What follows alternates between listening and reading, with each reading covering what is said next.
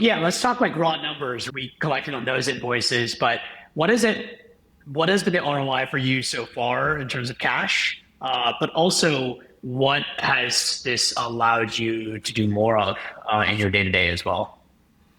The ROI is a no brainer, like I said, where we're collecting a lot quicker. I think there's always going to be problem customers, but what used to be a list of let's say 15 to 20 is now like two or three, and that's every business in the world. And as Bush and Chipotle, we had that too, right? So like, I get that.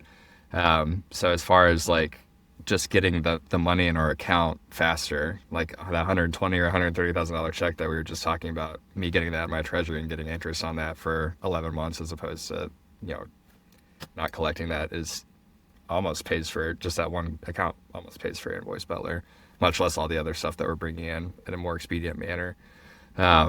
So that's great. It's freed up the time for me to be more strategic and work kind of directly with the founders of the company on where we want to be. And so we raised that $10 million fund last May. It closed.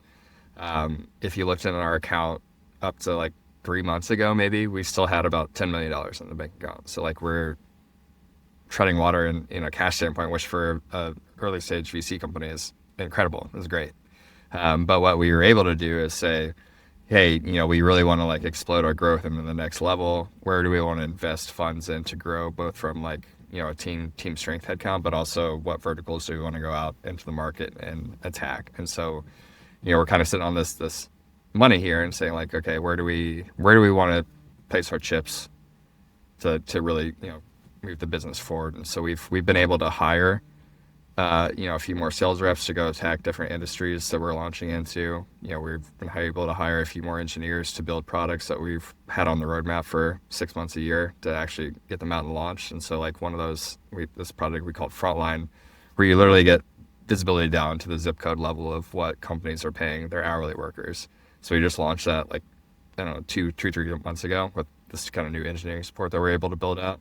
And we've already got Lowe's, Home Depot, Meijer, Nordstrom, these massive kind of retail companies in there. And so like just having the cash to be able for me to feel comfortable about investing the money out there has been huge because, the thing with a startup is you have the money and you either run it out and you disappear or, you kind of hit the bets that you bet on and the company's growing. And it also allowed us to be strategic about how we want to raise money, right? And so like I said, we're kicking off our Series B funding here in earnest, but it's coming from a position of strength where we have enough runway in the bank where if things don't materialize this round, which I don't think is going to happen, there's a lot of good momentum, but we still survive. We're not in a position of like I need money now or else we're going to be bankrupt or we're going to have to shut the company down.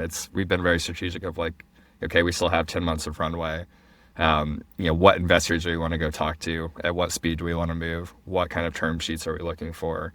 So we can kind of go into that negotiation from a position of strength instead of I need the money and I just need it now and whatever. If you want 30% and dilute all of us and whatever, like it's just an existential threat. We're not coming from that position because we have a strong enough balance sheet to go into it.